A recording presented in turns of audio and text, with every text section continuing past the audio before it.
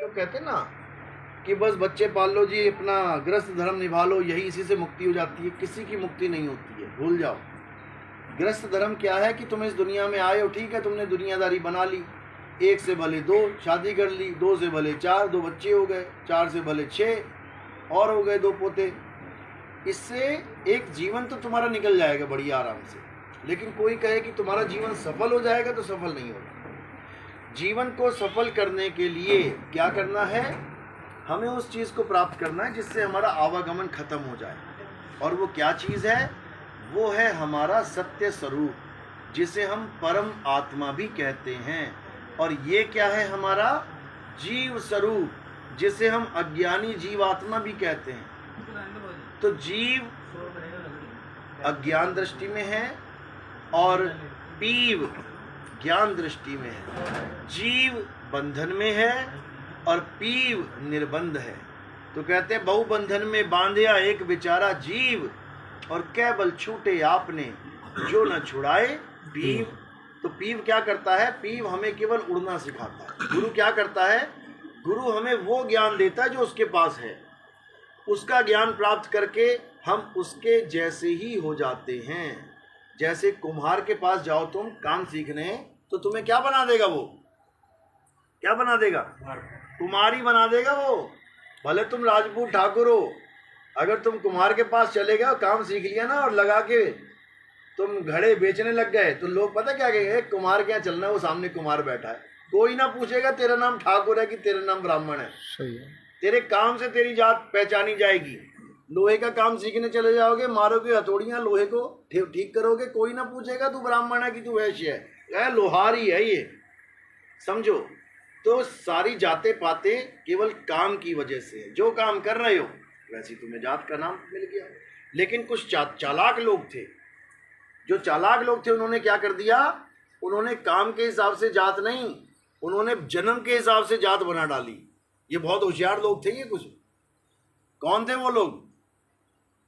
कौन थे वो लोग? ये जितने तुम्हें ऊपर ऊपर वाले दिख रहे हैं ना, ये सब वो लोग हैं। सर ये ब्राह्मणवाद पे हाँ, बिल्कुल बिल्कुल। इन्होंने कर्म के हिसाब से अपनी जात नहीं बांटी, इन्होंने जन्म के हिसाब से अपनी जात बांट ली। ब्राह्मण का लड़का क्या होगा? ब्राह्मण ही होगा। शूद्र का लड़का क्या होगा? शूद्र ही होगा। कोई और जात, राजपूत का लड़का क्या होगा? राजपूत ही होगा। ये महा अज्ञान है, अज्ञान है। पहलवान का लड़का क्या होगा? डॉक्टर भी बन सकता है, इंजीनियर भी बन सकता है, कहो कुछ भी ना करे, नशेड़ी भी बन सकता है। बाप पहलवान और बच्चा नशे से परेशान, क्या करोगे? अध्यापक का बच्चा क्या बनेगा? अध्यापक का लड़का क्या अध्यापक बन जाएगा, बहुत बढ़िया। फौजी का लड़का क्या बनेगा? कुछ भी बन सकता है, उसके कर्मों के आधार पे है। लेकिन चालाकी क्या खेली गई? ब्राह्मण का लड़का ब्राह्मण होगा, क्षत्रिय का लड़का क्षत्रिय होगा, शूद्र का लड़का शूद्र होगा। क्यों? क्योंकि हमारी गद्दी ना हथिया लें। पता लगा चमारों में से कोई निकल आया महाज्ञानी, पता लगा हमारे ऊपर बैठ गया आके गद्दी पे, तो क्या कर दिया कि चमार का लड़का चमार ही होगा, हरिजन का हरिजन ही होगा, राजपूत का खेल ही खत्म कर दिया। इतना तगड़ा षड्यंत्र है ये, ऐसा बिल्कुल नहीं होता। अरे यहाँ ब्राह्मण का पोते का लड़का राक्षस बन गया। ब्रह्मा जी ब्राह्मण कहलाते ना, ब्रह्मा जी के पोते का लड़का कौन था? रावण। बताओ रावण कैसे बन गया? राक्षस कैसे हो गया ये? तो वही बात है, इसको समझ नहीं पाए लोग, और इसमें समर्थन भी कर दिया सबने। इसके ऊपर विद्रोह होना चाहिए, जातिवाद पे विद्रोह होना चाहिए। लेकिन आजकल क्या हो रहा है कि शूद्रों वाले जो नेता हैं वो इसी से खेल रहे हैं। वो चाहते ही नहीं कि हमें ऊंचा किया जाए, वो इसी में खुश है, नीचे रखो हमें। बताओ, एकता अगर चाहिए आपको, तो आपको भी हटाना पड़ेगा ये सारा सिस्टम, एक बनना पड़ेगा, तब बात बनेगी। और एक कैसे बनेंगे? जब एक पिता को जानेंगे। इसके अलावा और कोई रास्ता नहीं है, भूल जाओ। तो कबीर साहब की वाणी है, चाहे रविदास जी की वाणी है, चाहे मीराबाई की वाणी है, उसी एक को समझा रहे हैं। पायो जी मैं नाम रतन धन पायो, वस्तु अमोलक दी मेरे सतगुरु, कृपा कर अपनायो। वस्तु मेरे सतगुरु ने मुझे दी, अब वो वस्तु है क्या, ये किसी को समझ में नहीं आ रहा। असल में वो वस्तु लेने देने की चीज ही नहीं है, जो अमूलक वस्तु है, जिसका कोई मोल नहीं है। कौन देगा, किसको देगा? तुमसे 50,000 की कोई वस्तु मांग ले तब तुम 10 बार सोचोगे छोड़ यार। लेकिन अमूलक वस्तु मीराबाई को मिल गई। कैसे मिली? क्योंकि वस्तु तो उसके पास ही थी, लेकिन उसका ज्ञान नहीं था। मीराबाई क्या कर रही थी? मूर्ति लेके घूम रही थी। ये पकड़िए मूर्ति, मूर्ति लेके गली गली में नाच रही है, गली गली में घूम रही है। करती करती करती रविदास जी महाराज के पास आ गई। महाराज जी ने बोला, भाई मीरा ये क्या लेके घूम रही है? कहती, भगवान है मेरे, मीरा के प्रभु गिरधर नागर। कहते, ये प्रभु को तूने पकड़ रखा है, जब तेरी काया छूट जाएगी तो ये प्रभु कहाँ जाएगा? ये गिर जाएगा हाथ से। ऐसा प्रभु पकड़ जो तुझे पकड़ ले, फिर तू नहीं छूटेगी। उसके बाद समझ में आ गई। बोली, क्या करूं फिर? कहते, उसको पकड़ जिसने तुझे पकड़ा हुआ है। तेरी काया को कौन नचा रहा है? तू प्रभु को नचा रही है, प्रभु तुझे नचा रहा है। तू नाच रही है, किसके दम पे नाच रही है? तू बोल रही है, किसके दम पे बोल रही है? तू चल रही है, किसके दम पे चल रही है? कौन है जो तेरी काया को चला रहा है, नचा रहा है, खिला रहा है, सब कुछ कर रहा है? अगर ये प्रभु है तो वो कौन है? बात समझ में आ गई। कहती, वो तो आत्मा है। बिल्कुल, इसी को बोला है वस्तु अमूलक। आपने हर चीज बेच दी, इंसान ने सब कुछ बेच दिया, किडनी तक बेच दी अपनी निकाल निकाल के। डॉक्टर हॉस्पिटल में खड़ा है, तुम्हारा लड़का स्ट्रेचर पे है, डॉक्टर कह रहा है जी ऑपरेशन करेंगे। आप क्या कह रहे हो? डॉक्टर साहब जितना पैसा लगता है लगा देंगे, एक आदमी खरीद के ले आएंगे, जो जो पार्ट चाहिए वो दे देगा। सारा आदमी बिक गया, सारी दुनिया बिक गई, लेकिन एक चीज है जो तुम कभी नहीं कह सकते मैं खरीद के ला रहा हूं। क्या है वो? आत्मा। तुम ये नहीं कह सकते डॉक्टर साहब जितने मर्जी पैसे लग जाए कोई बात नहीं, मैं आत्मा अभी खरीद के ला रहा हूं, आप करो ऑपरेशन। ये कभी नहीं कह सकते तुम। आत्मा खरीदने और बेचने वाला सौदा ही नहीं है, इसीलिए उसको अमोलक बोला है। अनमोल, जिसका कोई मोल ही नहीं है। अनमोल में कितनी जीरो लगती हैं? कितनी लगाओगे? तुम्हारी जीरो का अंत हो जाएगा। जीरो लगा लगा के तुम मर जाओगे, तब भी उसकी कीमत नहीं लिख पाओगे। उस वस्तु को मीराबाई को दिया गया, समझाया गया, उसका ज्ञान बताया गया। वस्तु अमोलक दी मेरे सतगुरु, कृपा कर अपनायो, पायो मैं नाम रतन धन पायो। मीराबाई का गुरु कौन सी कास्ट का था? हरिजन। मीराबाई कौन थी? ठाकुर। अब मीराबाई के जो भजन गाते हैं वही लोग मीराबाई के गुरु से नफरत करते हैं। लानत है उन लोगों पे जो मीराबाई के तो भजन गा रहे हैं, और जिसकी महिमा मीराबाई गा रही है उससे नफरत कर रहे हैं, उसके वंशजों से नफरत कर रहे हैं, उसकी जात वालों से नफरत कर रहे हैं। तो काहे के भगत हो भाई तुम? शबरी कौन थी? बड़ी ऊंची जात की थी क्या? नीच जात की थी। राम जी कौन सी कास्ट के थे? ठाकुर, राजपूत, क्षत्रिय। झूठे बेर खा गए शबरी के, और तुम अपने भगवान, जिस भगवान ने झूठे बेर खाए उसके, तुम उससे जात से नफरत कर रहे हो। बताओ ये क्या तुम्हें भगवान राम पसंद करेंगे? सबरी के बच्चों से तुम नफरत करो, और जो सबरी के झूठे बेर खा गया प्रेम में, उससे तुम प्यार कर रहे हो, तो तुम्हें प्यार करेगा वो? क्या कभी नहीं करेगा।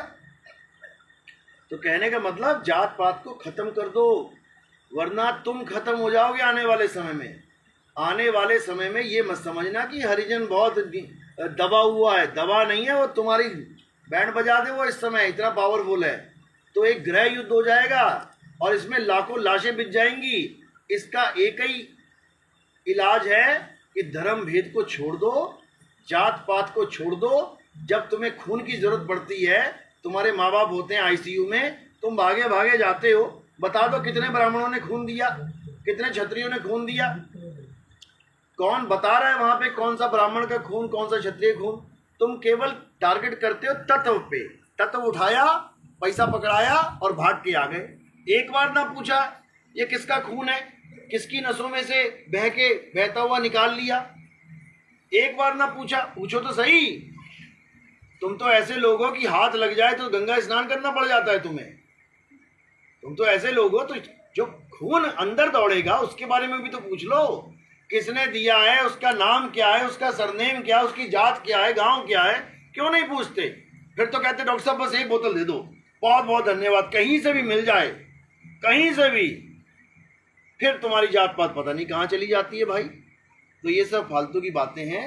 अब जात भेद इससे ऊपर उठना है और हमने एक परमात्मा को जानना है, जिस एक परमात्मा ने सबका भरण पोषण कर रहा है, वो सबको रोटी दे रहा है, सबको पेट भर के खाना दे रहा है, सबको चेतना दे रहा है। तुम्हारी चेतना उसका अंश है।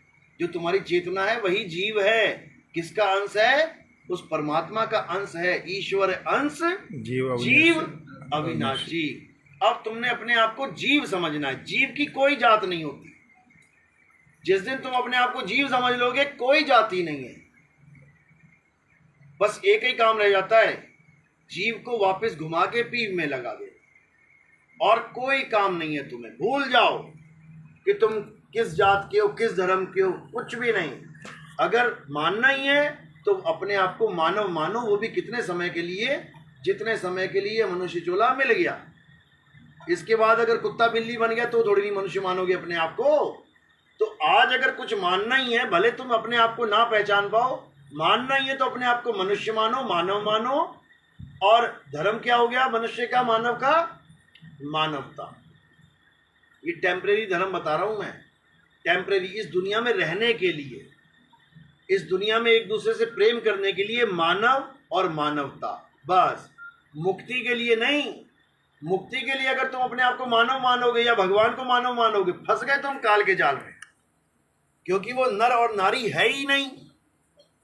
तुमसे कहूं मैं नाम विचारी, ना वो ज्योत, ना पुरुष ना नारी। वो आदमी और औरत है ही नहीं। वो इन दोनों से परे आत्म सत्ता है। और उसका ज्ञान कौन प्राप्त करेगा? जीव, जो बंधन में पड़ा हुआ है। तो अब क्या करना है? अब तीनों को जान लेना है। तीन कौन है? जीव, शिव, पीव। जब तक जीव को सद्भक्ति नहीं मिलती तब तक वो जीव अवस्था में रहेगा भक्ति करने के बाद भी। कहते जीव शिव सब प्रगटे, वह ठाकुर वह दास, कबीर और जाने नहीं, एक राम नाम की आस। तीनों अवस्थाओं का ज्ञान एक ही दोहे में करवा दिया साहब ने। जीव शिव सब प्रगटे। जीव कौन है? जो भक्ति कर रहा है। शिव कौन है? जो भक्ति करवा रहा है, भगवान बने बैठे हैं। जीव शिव सब प्रगटे, वह ठाकुर वह दास। लेकिन कबीर और जाने, इनको नहीं जानता कबीर। कबीर और जाने नहीं, एक राम नाम की आस। अब ये राम नाम क्या है? इसको पीव कहते हैं। पीव। जग में जीव अनंत न जाने पीव को, बहुत कहा समझाए 84 के जीव को। समझा समझा के थक गए, लेकिन समझ में नहीं आया। लेकिन अब मालिक की दया है कि एक एक बच्चा समझ रहा है, और धीरे धीरे धीरे एक ऐसा पथ चल पड़ेगा, एक ऐसा रास्ता मिलेगा लोगों को कि सब इसी में आएंगे। ये नितिन दास का कथन नहीं है, ये नितिन दास नहीं बोल रहा है, ये संत बोल के जा चुके हैं, ये समझा के जा चुके हैं। कबीर साहब कह रहे हैं 12 पंथ काल फुरमाना, भूले जीव न जाए ठिकाना, 13वें पंथ हम ही चले आए, सब पंथ मेट के एक पंथ चलाए। बोल के गए। यही और संतों ने बोला, जब आएगा भीषम भीसा, ना रहेगा ईसा, ना रहेगा मूसा, राज करेगा जगदीशा। बोल के गए हैं। ईसा मूसा क्यों बोला? क्योंकि ये सारे पंथापंथी खत्म हो जाएंगे, ये सब जागेंगे। ईसा और मूसा के पीछे नहीं लगना है। ईसा और मूसा जिसके पीछे लगे थे उसके पीछे लगना है। समझो, रविदास जी और कबीर साहब के पीछे नहीं लगना है। रविदास जी और कबीर साहब जिसके पीछे लगे हैं उसके पीछे लगना है। किसके पीछे लगे हैं? वो उस अचल आत्मा के पीछे लगे हैं। अचल आत्मा, जीवात्मा नहीं, अचल आत्मा। कृष्ण जी किसके पीछे लगे हैं? किसकी महिमा गा रहे हैं? अध्याय 2 24वां श्लोक पढ़ो। हे अर्जुन, आत्मा अजन्मा है, नित्य है, शाश्वत है। आत्मा अचल है। क्यों बोल दिया अचल? अगर आत्मा अचल है तो 84 लाख योनियों में कौन जा रहा है, कौन आ रहा है? पूछो जरा इन ब्राह्मणों से, लगे पता कितने ज्ञानी हैं। अचल का मतलब होता है जो चल नहीं सकता, जो रुका हुआ है, स्थिर है, सदा एक जगह रहने वाला। इसी को बुल्ले शाह कह रहे हैं। बुल्ला शाह खड़ा है कौन? बाकी सब चल रहे हैं। ये खड़ा कौन है? खड़ा यानी रुका हुआ कौन है? ये हिल नहीं रहा वो कौन है? वही है अचल परमात्मा, उसी को जानना है। तो कबीर साहब कौन है? कबीर साहब नौतम सूरत है, जो अचल परमात्मा से आते हैं हमें ज्ञान देने के लिए, और अचल परमात्मा में ही समा जाते हैं ज्ञान देने के बाद। इसी को वो कह रहे हैं कि मैं तो आ रहा हूं और जा रहा हूं, लेकिन जो हमारा पीव है वो आता जाता नहीं है। आवे ना जावे, जन्मे ना मरे, सो निज पीव हमारा हो। ये कबीर साहब का भजन है, समझ लो। लेकिन लोग इस बात को समझ नहीं पाते, इन्होंने कबीर साहब को ही परमात्मा बना दिया। अरे वो आ रहे हैं जा रहे हैं भाई, आने जाने वाली चीज, कोई चीज हिल रही है तुम उसमें स्थिर कैसे हो? खुद ही स्थिर नहीं है तो कैसे स्थिर होगे? इसीलिए कबीर साहब ने कभी भी नहीं कहा कि मेरी कोई फोटो, मेरा कोई कैलेंडर, उसकी अगरबत्ती करो, धूप अगरबत्ती, उसको पूजो, कभी नहीं। उन्होंने क्या कहा कि संत हमारी आत्मा, हम संतन के जीव, संतन हम में रमी रहे, जीव माखन में घीव। हमारे यहाँ जो आरती करवाई जाती है वो किसी काया माया की आरती नहीं है, किसी गलतफहमी में मत रहना। जो अज्ञानी जीव है उसको यही लगता है देखो जी काया पुजवा रहा है।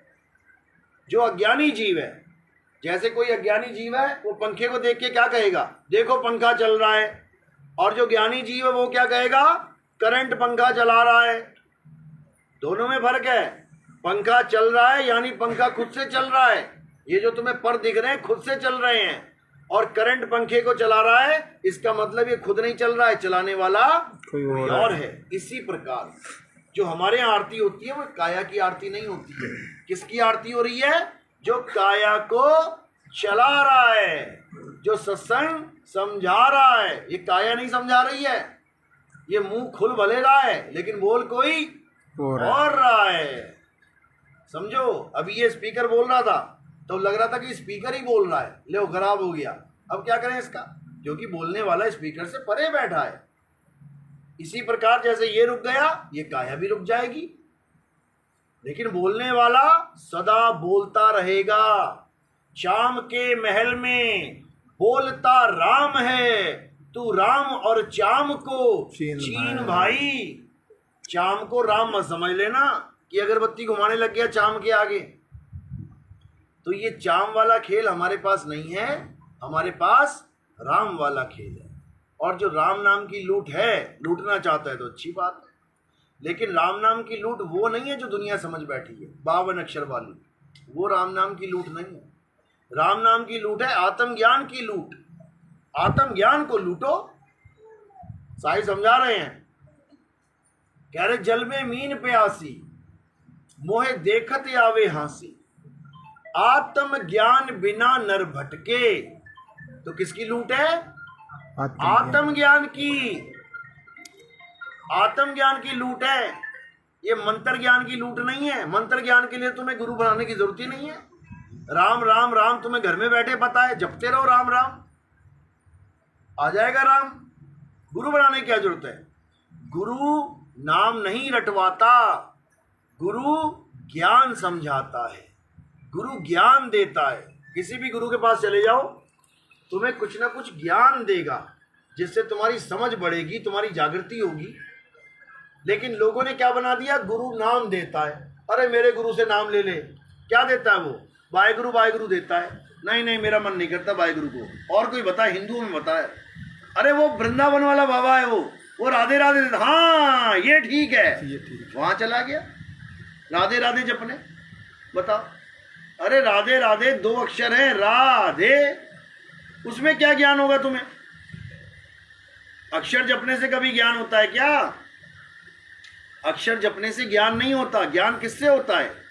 आत्मा का भेद प्राप्त करने से ज्ञान होता है। कौन सा ज्ञान? आत्म ज्ञान। आत्म ज्ञान बोला गया है, मंत्र ज्ञान नहीं बोला, मंत्र जाप बोला गया है। मंत्र जाप अलग है, आत्म ज्ञान अलग है। मंत्र जपने के बाद तुम्हें कभी नहीं पता लग सकता कि तुम आत्मा हो। तुम्हारा सारा ध्यान कहाँ जाएगा? मंत्रों में, अक्षरों में।